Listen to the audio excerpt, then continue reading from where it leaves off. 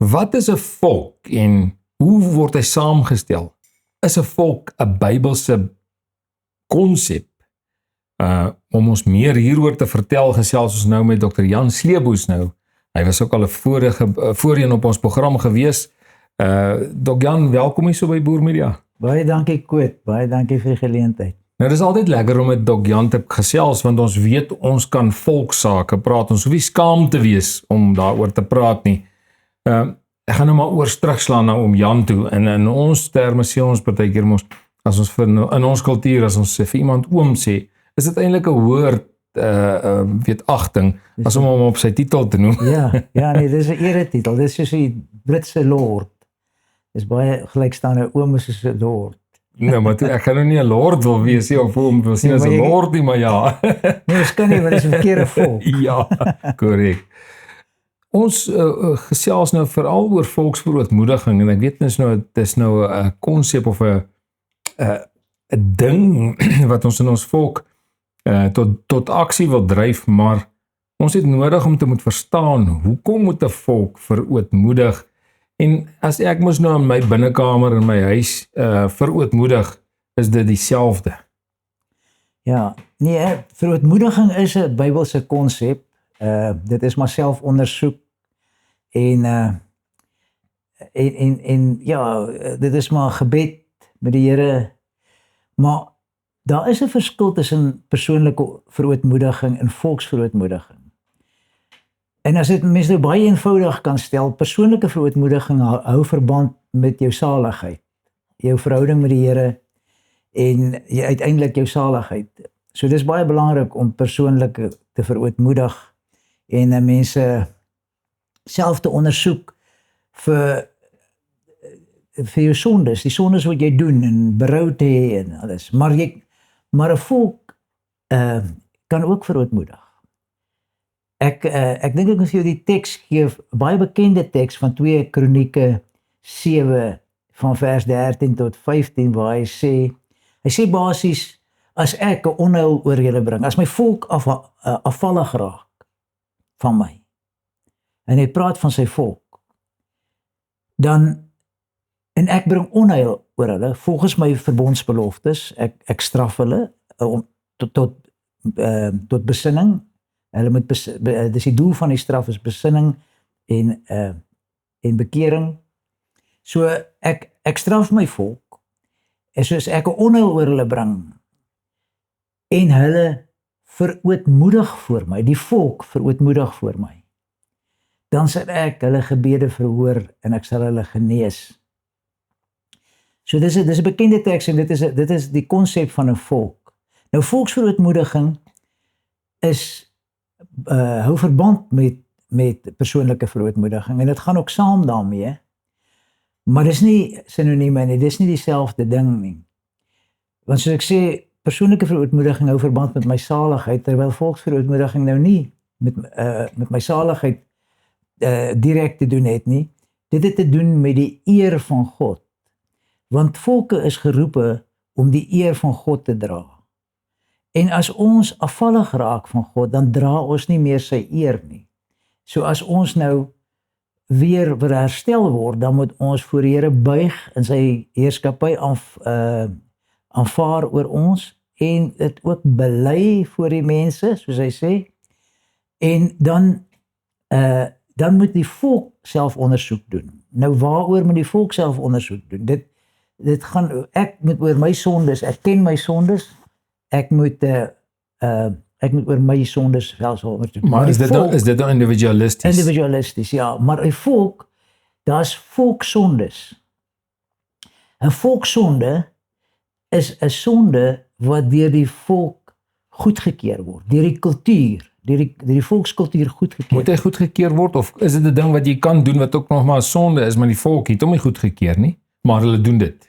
Ja, kyk, as die volk dit nie goedkeur, kom ons sê soos materialisme, hulle het hom dalk onwetend aanvaar, maar het hom nie... Ja, kom ons sê dan maar onwetend aanvaar. Hy het ingekom in hulle... Ja, hy het aanvaarbaar geraak. Hy het in hulle kultuur ingekom. Ja, hy het in die kultuur aanvaarbaar geraak, dan is dit 'n volksonde. Nou kom ons sê nou maar moord. 'n Moord is 'n sonde, maar dit is nie aanvaarbaar in ons volkskultuur nie. So daarom is dit nie 'n volksonde nie. So die volk sal nou nie daaroor hoef te verootmoedig nie. Maar as hulle nou kyk na saambly het aanvaarbaar geraak in ons volk, maar dit is 'n sonde.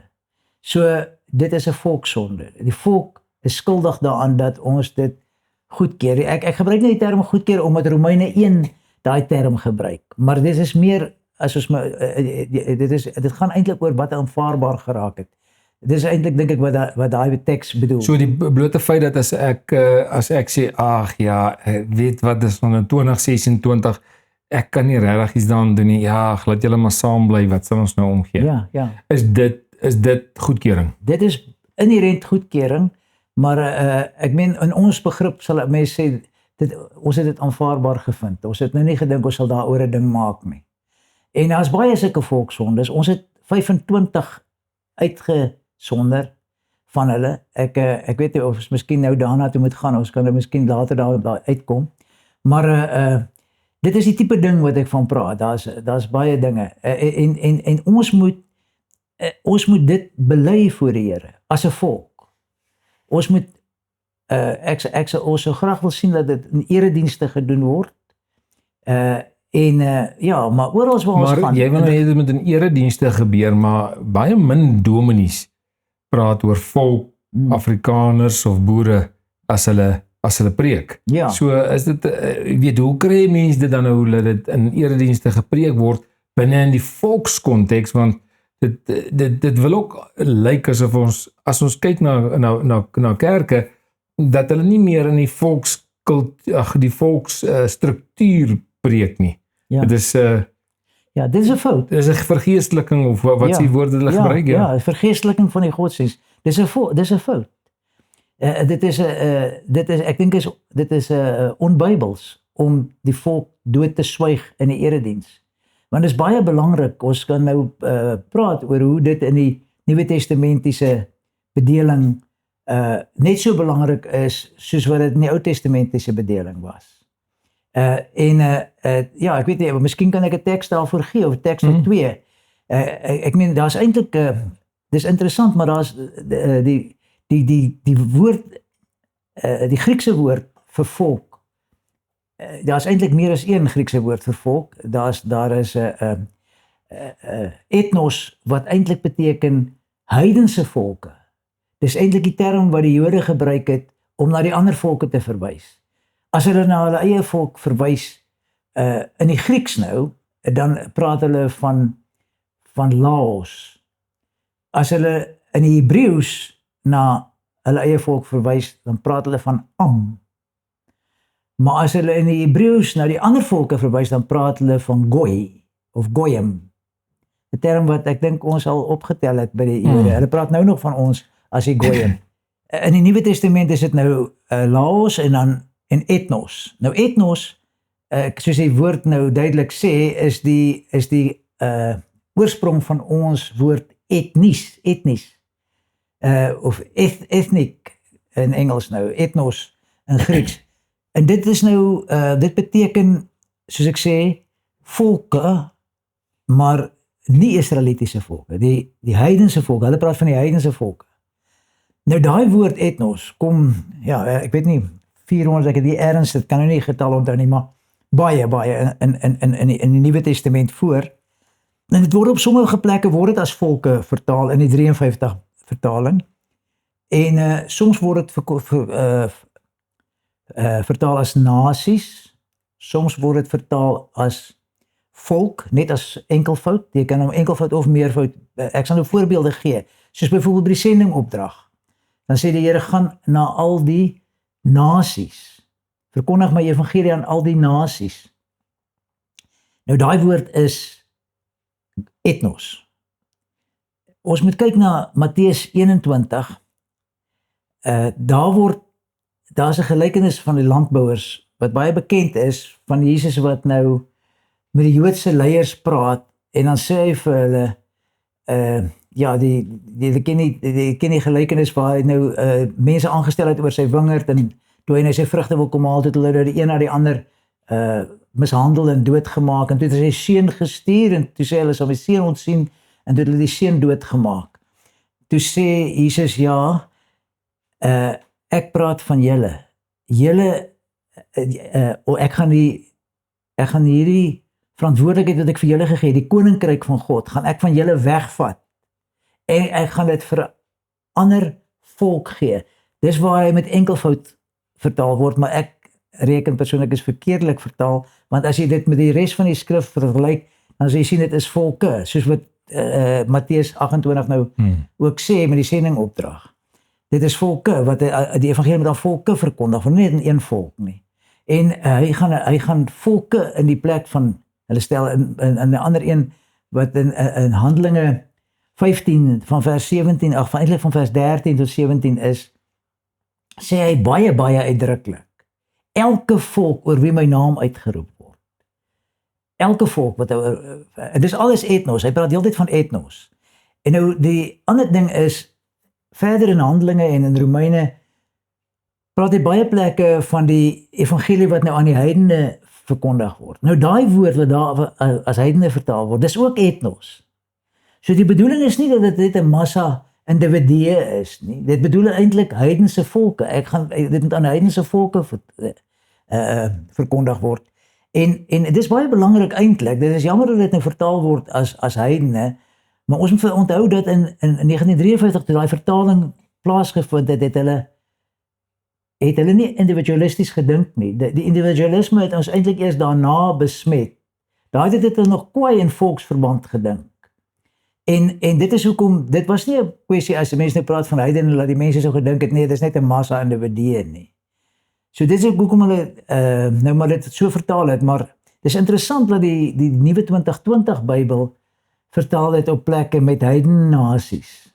So dit is eintlik maar die betekenis van die woord etnos is heidense volke. En daai oral waar daar staan heidene, moet mens besef, die Griekse woord is heidense volke.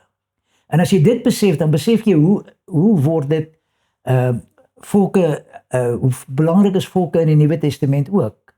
Maar ek wil julle ook vat na Handelinge 17 toe, vers 26 en 27, waar hy sê, ek het uit een bloed al die volke van die wêreld gemaak, maar ek het hulle van mekaar geskei, en ek het grense tussen hulle gestel, sodat hulle my kan soek. So dit is 'n Nuwe Testamentiese uitspraak van 'n ding wat eintlik al in Genesis 11 gebeur het, waar hy by Babel die volke van mekaar geskei het, en grense tussen hulle geplaas het. En dit is hoekom ons moet verstaan, hy sê spesifiek, ek het die volke van mekaar geskei, sodat hulle my kan soek. Ons moet hom in volksverband soek. So maar wat se grense praat hy dan nou van? Ja, so wat kan nou grense wees? Die een wat nou in Genesis 11 genoem word, is nou die taal. Die taalgrense wat hulle gehad het. Of tenminste, hulle het nie die taalgrense gehad. Hy het hulle versprei in 'n taal verwar, sodat hulle verskillende tale gepraat het en nou dan die kommunikasie moeiliker geword. So taal het toe 'n grens geword. Taal het 'n grens geword, ja. Dit is 'n baie uitdruklike grens wat hy daar gestel het. Maar ons kan ook die ander grense sien, baie duidelik. Hy het die verskillende rasse op verskillende volksgroepe op verskillende vastelande geplaas, sodat hulle nie so maklik vermeng kan word nie. En dan die ander een wat ons nou baie uitdruklik ook kan sien, is die rasgrense wat hy gestel het, sodat die rasse nie vermeng moet word nie. So al die grense het hy vir mekaar gestel sodat ons hom kan soek in volksverband. Dis baie uitdruklik.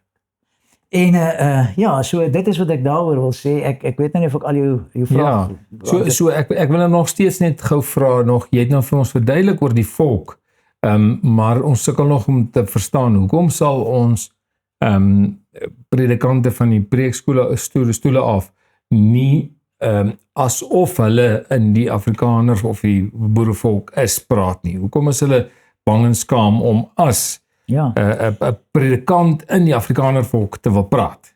Ja, wel dis 'n sensitiewe onderwerp. Ek moet eerlik sê, ek kan nie anders as om te sê, ek dink dit was 'n doelbewuste agenda van liberale teoloë wat ons predikante half skaam gemaak het om oor volk te praat. Want weet jy, dis interessant, ons wat nou in die volkssaak staan, baie keer word ons sommer beskuldig as ons net sê, maar ons moet ons volk herstel of so iets. Dan sal die ou sommer sê, maar jy verafgod die volk.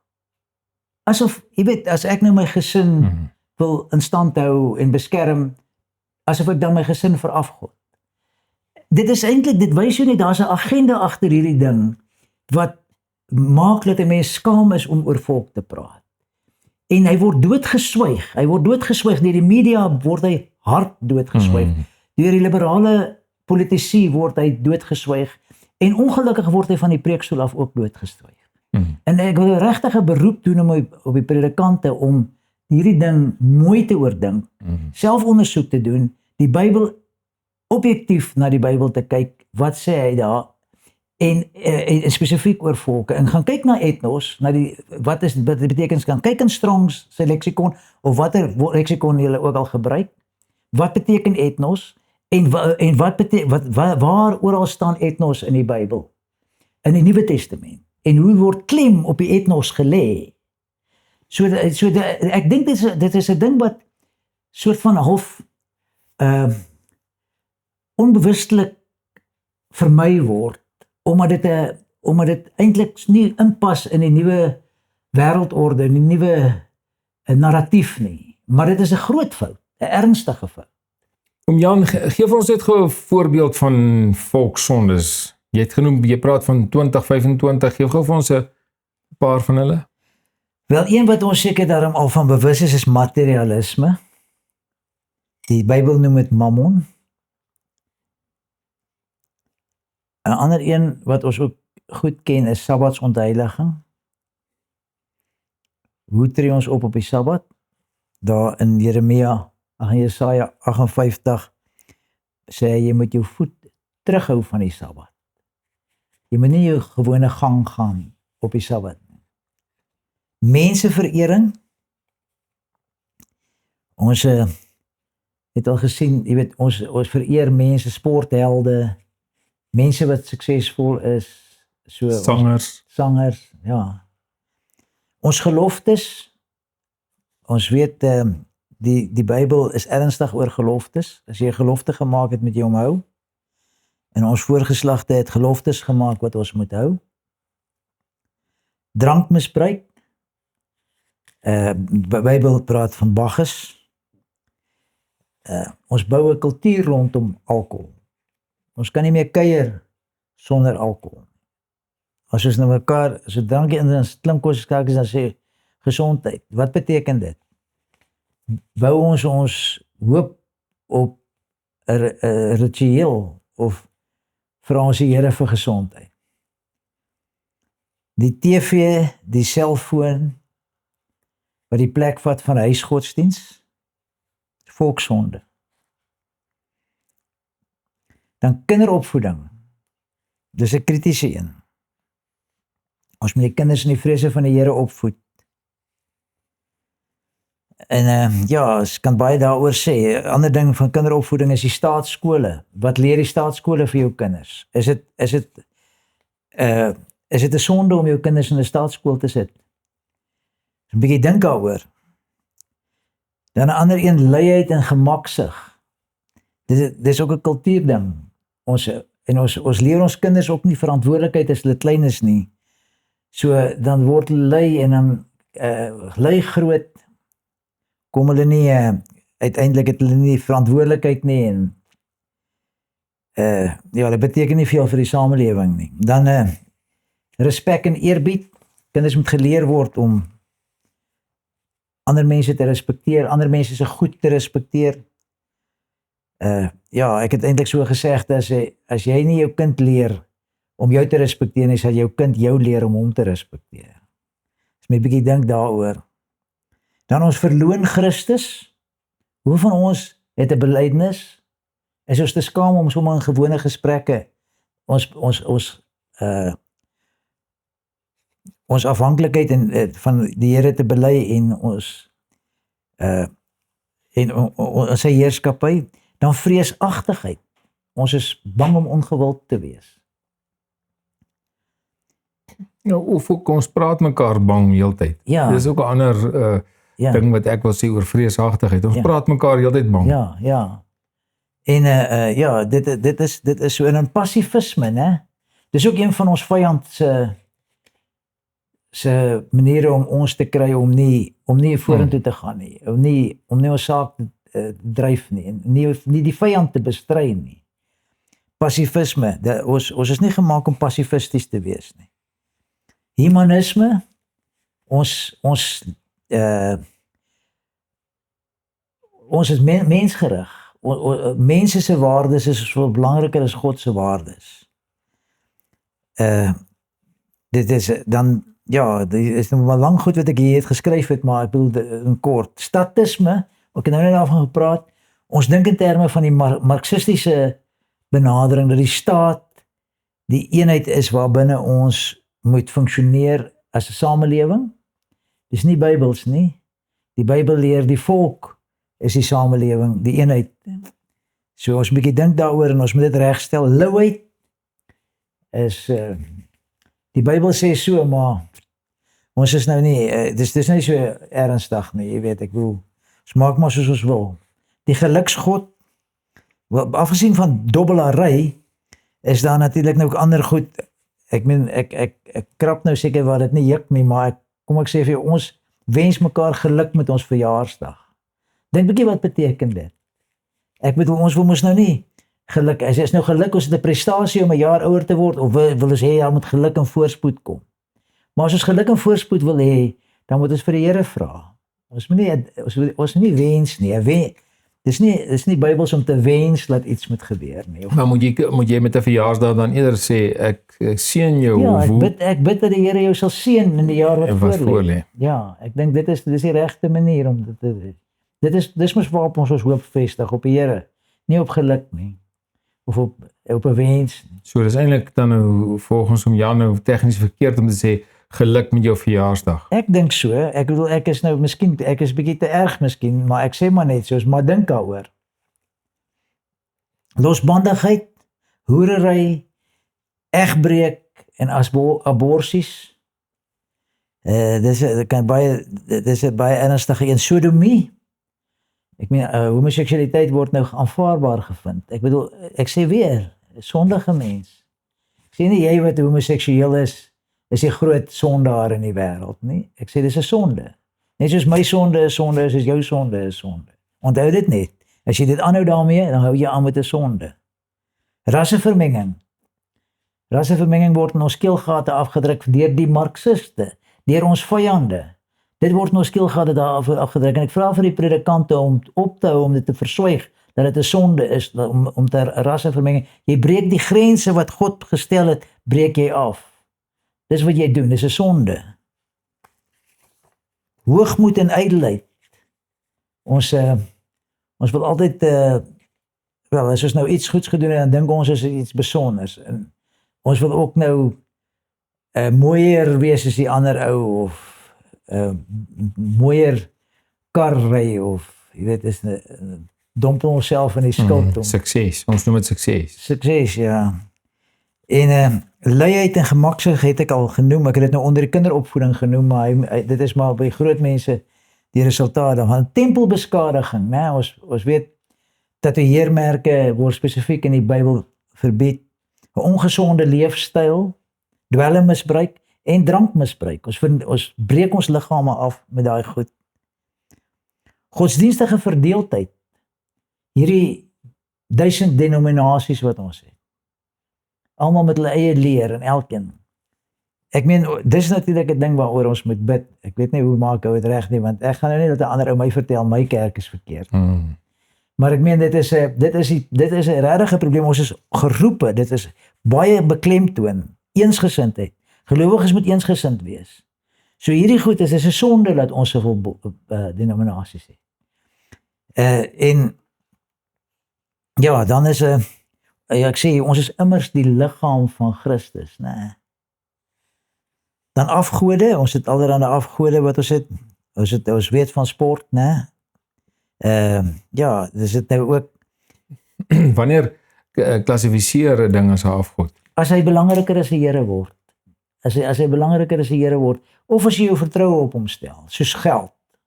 Vertroue op geld, of jou besittings, of jou krag, jou gesondheid, kan 'n afgod wees. As jy op gesondheid vertrou, eerder as op die Here. kan dit 'n afgod wees. Maar as ook as hy belangriker is, as jy moet jy weet, ek meen, kom ons krap nou maar, jy weet. Ek meen, weet julle wat kos die rugbykaartjies by Loftus of so? Vir die Springbokke weet ek is Ja, oor dis oor 1000 Dis rand. R1000, ja, 2-3 rand. Dink nou net, ek gaan kyk rugby nou, né? Dit is nou baie lekker en dit is, ek bedoel, ek is regtig erg oor rugby. Rugby is regtig vir my 'n goeie sport. Ek hou baie daarvan. Maar ek sê maar net, nou gaan kyk ek daar vir R3000. Wie hoeveel mense van ons eie volksgenote het nie kos nie. Ja, die ding kom eintlik daaraan dat hy nie daai R3000 hierdie kant toe wil gooi nie, maar hy gooi dit vir die rugby. Ja. Terwyl versorging van die armes is een van die 3 dinge wat die profete in die Bybel uitsonder. As hulle met Israel praat. Met daai klomp priesters wat nie verstaan waaroor gaan hy te keer, waaroor gaan hierdie profeet so te kere? Ons dien dan vir Jahwe. Ons is godsdienstige mense. Dan sê hy, luister hierso, Sabbatsontheiliging. Hy sê versorging van die weduwee en die wees en hoerery. Hy sê dit, hou op met dit. En hy sê dit vir die priesters. Nou weet ons, hy hoor dit by die Here, né? As hy van die priesters praat. En die Here weet wat gaan aan. So hy noem daai 3 goed. So die versorging van die armes is baie belangrik. As jy bereid is om dit vir rugby te betaal, is reg, gaan kyk, maar gee daai selfe bedrag vir die armes. Ten minste. Ja, ten minste. Ja, wel vir elke uiteet wat jy gaan uit in die aandmiddag. Hoekom gaan eet jy uit? Ek wil jy nie kos by die huis nie of wat. As jy genoeg geld het om uit te gaan eet, gee daai geld. As jy gaan vakansie hou, dan kan jy 'n bietjie spaar op vakansie. As jy R10,000 vir of seker nou al 20-30,000. Ek weet nie hoeveel kos 'n vakansie nie, want ek gaan nie vakansie hou nie. Maar in elk geval, as jy kom ons sê jou R10,000 of R20,000 vir 'n vakansie. Dis reg, gee dit R10,000, R20,000 vir die armes ook. Want die profete sê, versorg hulle. Goed, die ondermyning van skrifgesag. Dis ook nou 'n dieper een hierdie. Maar tekskritiek en skrifkritiek word goedgekeur deur ons kerke. Die party kerke keer net tekskritiek goed. Ander keer skrifkritiek ook goed. Waar jy nie, skrifkritiek beteken eintlik jy glo nie eintlik alles wat in die Bybel staan nie. Alles is nie die waarheid nie. Dis maar party is fabels. Spesifiek nou as hulle van Jona, ek weet nou een professor het gesê dis 'n fabel. Ek bedoel dis eintlik 'n storieetjie. En so daar jy weet daar baie sulke goed wat gebeur, maar dis nou die meer ekstreem is. Die ander wat nou meer behoud is, hulle het nog steeds tekskritiek waar hulle sê ons kan nie seker wees dat met die oorskrywer van die Bybel dat dit is wat ons gekry het nie. Ons gaan nou letterkundiges aanstel of nie aanstel nie. Ons het letterkundiges wat vir ons ondersoek na die Bybel om te kyk of daar 'n beter bewoording ergens in een of ander manuskrip is wat ons nou hier gaan inbring. So ons gaan nou die Bybel verander volgens die letterkundiges. Dit breek die skrifgesag af want ons glo die Bybel is onfeilbaar. So dis die 25 dink ek. Dan sê daar kan jy nou deur dit gaan en jy kan jouself evalueer en jy kan jouself gaan kyk in watter van hulle jy jouself dan ook skuldig bevind. Ja, en nie net jouself nie. Ek sê weer Romeine 1 sê nie net wat jy self doen nie, maar ook wat goedkeuring gee of soos ons nou gesê het, wat dit verdra, wat dit net oorsien. Dan is jy skuldig. Romeine 1 gaan lees hom. Hy sê jy is skuldig. As jy Maar hoe maak jy dan nou reg, weet as 'n volk, want ons praat van volksverootmoediging. So nou het ek die sondes uitgewys en in die volk het ons nou uitgewys daar is nou 3 of 4 wat ons nou ernstig probleme het. Ja, kyk, kom ek sê vir jou, afgesien van die vermaning wat ons nou gepraat het op persoonlike vlak, gaan dit oor die volksleiers. En dan is dit nou die predikante, die mense wat ons volk saak dra. Mense wat nou ywer vir ons volk saak, wat ons nou saak dra, dis die mense wat leiding moet neem. En dan soos hulle in die openbaar verskyn op die preekstoel of hier by jou of wat ook al waar hulle op die lig kom of met die volk praat of met hulle groepe, jy weet is dit groot veiligheidsgroepe, mense wat dan moet hulle vir hulle mense sê, luister so, ons moet, die Here is die koning. As hy sê 'n ding is verkeerd, is hy verkeerd. Jy kan nie daaroor besluit nie. Dis basies die boodskap. Jy moet weet is verkeerd, as jy dit doen, jy weet jy doen dit verkeerd. En dit moet ophou. Ons volk moet stop daarmee, maar ons gaan nie stop. Dit het ons nou al gesien, né? Met die gesindheid. Ons buig voor die Here, dis die gesindheid. Nie ek besluit wat is reg en verkeerd. So dit gaan oor die volkleiers eintlik wat die boodskap moet dra en dit moet aanspreek. As ons kyk, ons het vroeër gesit en praat, toe gesels ons oor die aspek van die huisgesin, die kleiner eenheid, die nucleus, soos hulle in Engels sê, die kern van die huisgesin. En as jy na hom gaan kyk, en ons sien nou, kom soos om nou gesê het, honderde huisgesinne maak 'n volk. En ons kom agter dat dit sleg gaan met die volk. Ons neem waar dat dinge is nie lekker in die volksgeleedere nie. Dan wil dit vir my lyk asof ons mekaar sê, wanneer ons dit op die volksvlak agterkom, is die antwoord in die wortels by die gesin. Ons moet daar in die gesinne gaan kry. So as ons sterk gesinne kry en hulle doen dinge reg, en hulle lewe volgens God se wil, dan gaan dit outomaties die volk affekteer, ten goeie of ten slegste. Ja, dis verseker so, die basis is die huisgesin. Die basis van die verbond is die huisgesin. En die huisgesinne bou die volk. Dit is verseker so, hoekom ons nou op die volk klem lê as gevolg van die verwaarlosing van die volk. Ek dink nie die predikante verwaarloos eintlik die huisgesin so baie nie. Ek dink die predikante spreek dit nogal aan. Maar ek bedoel, hulle kan seker meer moeite doen daarmee ook, want dit is verskriklik belangrik, want dit is juis as gevolg van die feit dat die huisgesinne verbrokkel, dat die volk verbrokkel. Want die volk is 'n baie losser samelewingsverband. Of selfs, sal ek nou sê in Bybelstaal, verbondstruktuur. Dit is 'n losser verbondstruktuur as die gesin. Die gesin is 'n baie hegter verbondstruktuur. So as jy gesin nou verbrokkel, dan en dit is ook ons is die gesin betrek by 2 of 3 van die volksondes. Want dit gaan oor die TV wat die plek van huisgodsdiens ingaan. Wel nie die TV was nou in ons tyd. Ek dink sosiale media met die jonger geslag is nou het die plek gevat van die huisgodsdiens aan tafel. Of waar ook al, die huisgodsdiens in die huis. En dit is krities. As ons dit nie kan regkry nie, het ons eintlik nog steeds moeilikheid. Dit is krities, want dit is waar die waardes gebou word, waar hy vasgelê word. Die erediens moet eintlik net die stempel daarop plaas. Die erediens moet dit net inskerp. Maar die basis lê in die huisgesin.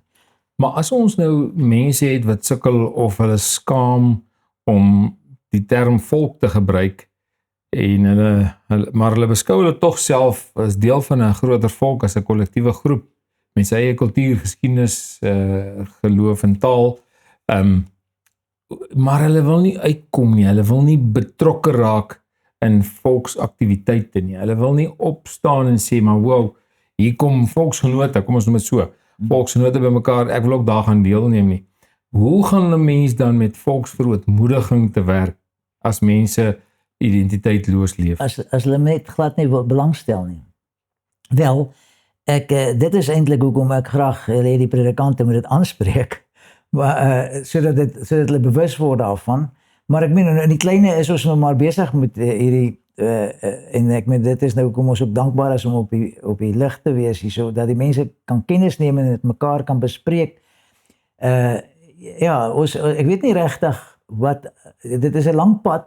Ek meen, ons bid maar vir die Here, as hy sy ondersteuning gee aan ons saak, dan sal ons baie goed vorder, maar nee, ek dink ons moet maar net 'n oproep doen, dat ons mense daaraan dink, dat dit nie 'n sonde is om vir jou volk te bid, en vir jou volk, mense kry baie oproepe om vir Suid-Afrika te bid, wat nie verkeerd is nie, ek meen, mense kan vir Suid-Afrika bid, ek bedoel, maar die eenheid wat die Bybel gee, die verbondstruktuur waar binne die verootmoediging moet plaasvind, en waar binne die eer van God gedra moet word, is nie die staat nie, dis die volk.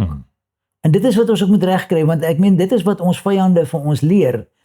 Die marxiste en hulle leer vir jou die staat is die eenheid. Die staat is die eenheid waarbinne jy versamel moet word.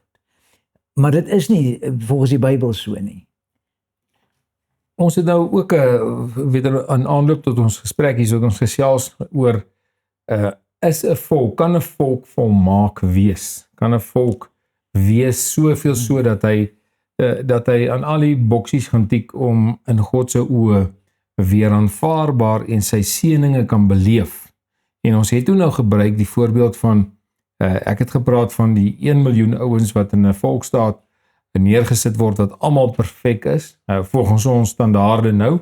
Ons sit hulle in 'n volksstaat 1 miljoen mense neer en dan kyk ons weet waar is hulle oor 20 jaar en toe ons gevolgtrekking gekom, hulle gaan ook maar weer verval in sonde, want dit is in hulle wese. En die ander voorbeeld wat ons kan gebruik is Noag.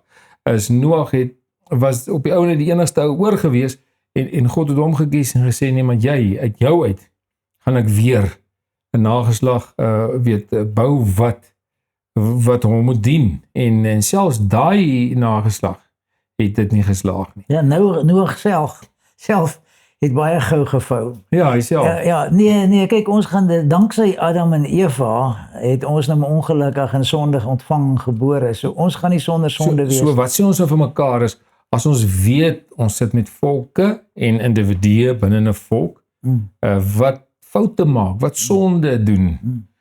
Hoe moet ons as 'n volk lewe om heeltyd seker te maak dat ons nie van die pad af gaan nie? Man ja, kyk, kom ek sal net eers so sê, verootmoediging beteken nie om sonde af te beteken nie jy gaan sonde aflei en jy gaan dit nie weer doen nie. Verootmoediging is 'n gesindheid. Dis 'n gesindheid, dis 'n bewuste begeerte om op te hou sondig. Maar ek wil net graag sê is oom Jan, want ek weet jy gaan gekap word op daai ene. Hulle gaan jou sê is dit verootmoediging beteken nie om sonde af te lê en dit nie weer te doen nie. Jy wil dit nie weer doen nie, maar dit gebeur. Ja, jy het 'n begeerte om dit af te lê. Om dit af te lê. Jy het 'n begeerte om af te lê, maar jy gaan weer sondig. Ek meen daar is geen mens wat kan ek meen ons weet nou hoe Paulus gekla oor sy sonde wat hy nie kan af lê nie. En ons ken vir Dawid wat nou die hele verbond ikoon was wat die koninkryk van God word plek op die koninkryk van Dawid, die hut van Dawid genoem. En ek bedoel, hoe het hy gesondig? So so dit gaan oor gesindheid. Dis wat veroordeling is, 'n gesindheid. Dis 'n omdraai. Dat ek wil nie soveel as moontlik sonde doen nie. Ek wil probeer om op te hou. En elke keer as ek sonde doen, dan het ek berou daaroor, dan besef ek het iets verkeerd gedoen en vra vergifnis. So dis 'n gesindheid. Dis wat verootmoedig is, gesindheid. Maar wat nou van my sondes wat ek nou herhaal en ek bly hom doen en ek bly vergifnis kry en ek bly hom doen. Maar gaan dit nie my hart bietjie hard maak nie. Laat jy nou nie meer omgee nie. Ja. Wel, dit is seker wat gebeur, maar dit is wat ons as dit gebeur, dan moet 'n mens weer verootmoedig. Dan moet jy weer bid. Dan moet die Here jou weer in jou hart gee om ander gesindheid te kry om te probeer te keer. Maar ek meen dit is nou ongelukkig so dat Satan val jou op jou swak plekke aan. Ek is nou nie 'n moordenaar nie, so ek sukkel nie met daai sonde nie, maar ek het ander sondes wat ek mee sukkel. En ek meen dit is die sondes wat Satan my mee aanval. Dit is juist daai selfde sonde wat mens aan mekaar doen. En dit is ongelukkig hoe ons as mense werk, maar dit gaan oor berou. Dan moet 'n erns wees by jou. Wat we verstaan ons onderwerp ons aan Christus se gesag. Dis waaroor dit gaan. Jy is nie die hoogste gesag nie. Ek kan nie besluit wat is reg en verkeerd. Die Here besluit wat is reg en verkeerd. En as 'n ding verkeerd is en ek doen hom, dan is dit sonde. So ek moet dit net weet. Ek moet dit weet ek het nou dit gaan nie beter word omdat ek dink dit is goed nie. Binne 'n volk is ons immers broers wat na mekaar kyk ook. Ek kan dieselfde geld al sekerlik vir susters ook. Is ons broers wat na mekaar kyk. As ek oom sien sondig en ek wil jou gaan reghelp. Jy weet en sê om Jan daai tipe sonde wat hom nou doen, wat ek nou sien in die volk sigbaar is. is dit reg om mekaar te help en hoe help ons mekaar reg en wat is oom se gesindheid teenoor my as oom skuldig is? Ja. Ja, kyk, die ding is ja, dit is nogal dis 'n ding, dit is eintlik daai probleem wat jy nou stel, wat veroorsaak dat ons in hierdie toestand kom waar ons alles aanvaar. Of nie alles nie, maar waar ons die volkssondes aanvaar. Dit is daai gesindheid terwyl die Bybel sê vermaan mekaar tydig en ontydig. Dit is die Bybelse opdrag. Nou dit is 'n moeilike een, maar hy sê as ons mekaar vermaan, moet ons dit in liefde doen. So ons moet in liefde dit doen en ons moet dit in liefde aanvaar. Ja, en dit is ook 'n gesindheid. Aanvaar is die probleem partykeer want as iemand jou op jou sondes wys, jy baie keer geneig om op jou perdjie te klim en dit te verdedig en jou redes te gee en sê, maar ek is nie so nie en ek is eintlik beter as wat jy. Ja. Ja, kyk, ek dink die ding wat ek nou sal sê wat dit maak wat dit vir myself makliker maak om reg op te tree, is die oomblik as jy kan besef dat daai ou se sonde is nie groter as myne nie. Die oomblik as jy dit kan besef, wat baie moeilik is, want dit is regtig so dat ek dink die ander ouens se sonde is groter as myne. Maar ons moet dit heeltyd besef. Daai sonde lyk nou vir my erger as myne, maar dit is in die oë van die Here is dit nie. So ek moet net daai ou vermaan terwyl daai 3 vingers na myself wys. Terwyl ek goed weet en ook dit bely teenoor die volgende ou. Wil sê ek is 'n sondige mens. As ek jou vermaan moet jy weet, ek doen dit nie omdat ek sondeloos is nie. Maar dink bietjie oor daai ene wat jy doen. Ek dink nie dis reg voor die Here nie. Ek dink dit is maar wat jy dis maar wat 'n ou moet doen. Dit is 'n moeilike een en dit is hoekom die ding gebeur. Dis presies hoekom hierdie afval gebeur is. Omdat daar nie vermaaning is nie. Daar's nie meer tug nie. Kyk, tug moet ook in liefde plaasvind. En die kerklike tug nou en dit het ook flou geword. Ek sal nie sê in al die gemeentes nie, maar oor die algemeen het dit ook flou geword. Om Jan so ten slotte as ons nou moet begin afsluit. Julle het nou 'n verootmoedigingsaksie wat julle die 31ste Mei beplan, nie net by julle gemeente nie, jy roep na ander gemeentes ook op. Kan jy net vir ons kykers verduidelik wie kan almal deelneem en wie kan die insette wat julle gee gebruik om aan te bied tydens julle volksverootmoedigingsaksie. Ons sal dan ook op Boer Media 'n video waarom Jan die hele uiteensetting self in 'n monoloog aangebied het, sal ons ook beskikbaar stel. Ons sal dit aan die einde van hierdie video ook insit. Verduidelik dit vir ons mense die verootmoedigingsaksie hoe en waar. Ja, ons vra die predikante, ons vra die ouderlinge om dit by die kerkrade te noem dat hulle deelneem. Ons wil nou graag dit 'n aksie maak op 31 Mei, maar dis uit die aard van die saak nou nie beperk tot 31 Mei nie, maar omdat 31 Mei nou 'n geskiedkundige dag is en dit is 'n Sondag, so ek het nou gedink dis 'n geskikte datum. En dan vra ons dat die mense net dink daaroor oor hierdie dinge. Lees bietjie Romeine 1 en 2 Kronieke 7 vers 14, 15. Jesaja 1 is 'n belangrike teks. Waar die Here sê, hy sê, waar wil julle nog geslaan word? Hoekom luister julle nie? Gaan was julle as julle voor my buig en om vergifnis vra, gaan ek julle wit was so sneeu. Maar as julle verhard en julle luister nie, dan gaan ek julle vernietig. Dis nou maar my eie woorde, maar gaan lees maar Jesaja 1 wat hy daar so sê. So en dis die pad waar ons is. Jy weet, ek meen ons is nie op 'n goeie plek. Ons volk is nie op 'n goeie plek nie. En ons is oortuig daarvan dat dit is omdat ons van die Here afgewyk het. En ons vra maar net dat die mense daaroor dink. Die predikante dink daaroor. Gaan kyk bietjie net die tekste van hoe belangrik volk in die Nuwe Testament is en hoe die Ou Testamentiese verbondsbeloftes op ons van toepassing is. En dat ons dan nou as volk voor die Here gaan bely dat ons hierdie volkssondes wel aanvaarbaar gevind het. En ek sê nie daai predikante het dit aanvaarbaar gevind nie, maar ek praat van die volkskultuur. Jy weet wat dit in die volkskultuur. Ek glo nie 'n predikant keer 'n ramppartytjie waar hulle ou dronk maak. Predikant gaan nie dit goedkeur nie. Maar dit word aanvaar in ons volkskultuur. So ek meen dit is dit is maar dat ons die goed aanspreek en dit noem dat ons in die openbaar vir die Here sê ons is jammer daaroor en dat ons iets daaraan gaan doen. Ons gaan probeer om hierdie goed aan te spreek en mekaar te vermaan. Ja. Was hy. En as ons mense dan nou 'n bietjie meer wil weet van julle, kan hulle ons kontak of kan hulle jou kontak? Ja.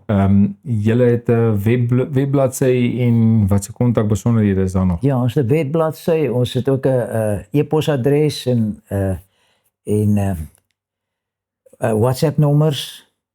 Ons het ook 'n Facebook blad. So, wat is sy naam? Volks eie verootmoedigingsaksie. Goed, ek dink dit is sy naam. Ja. Volks eie verootmoedigingsaksie. Volks eie verootmoedigingsaksie, daar's 'n Facebook groep, jy kan daar ook gaan inloer. Ek dink weet gereeld plaas jy self en van die ander bydraers. Is maar predikante en so wat ook daar plasings maak en so Maar ja, so asseblief mense, kom ons ondersoek hierdie saak met 'n oop gemoed. Ons gaan nou nie vir mekaar vinger wys nie, maar ek dink ons het die volkssaak verwaarloos. En ek bedoel dit ons kan maar daaroor bid. Ek meen, dit is nie net 'n kwessie van 'n openbare ding nie, maar ons vra die Here spesifiek om ons volk, waar ons nou hierdie WhatsApps kry of boodskappe kry, bid vir Suid-Afrika, bid vir kom ons bid bietjie vir ons volk. Kom ons vra dat dit spesifiek ons volk, nie dat ons volk beter as ander volke is nie, inteendeel. Ons is 'n patetiese klomp, soos reg nou dit kan sien. Ek bedoel, ons is nie beter as enige ander volk nie. Maar Israel was ook nie beter as 'n ander volk nie, maar tog het die Here baie moeite met hulle gedoen. En ons vra dat die Here vir ons moeite doen, soos Jeremia in die laaste hoofstuk van Klaagliedere sê, Here, bekeer ons sodat ons onsself kan bekeer.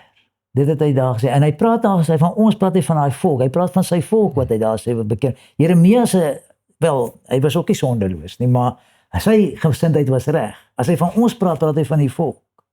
Ja. Dan wil ek ons kykers uitnooi. Maak gerus kontak dan nou met Dok Jan hulle en dan kyk julle weet om 'n bietjie meer te doen, meer te bid vir ons volk en moenie skaam wees om die woord volk te gebruik nie. Ek dink wanneer jy begin skaamteloos raak om oor jou volk te praat en te identifiseer as 'n Afrikaner of boerevolk, dat jy kan dit gebruik as jou identiteit, want ons weet jy is dan begrond in die woord van God. Tot 'n volgende keer. Baie dankie en mooi loop. Dankie Koet.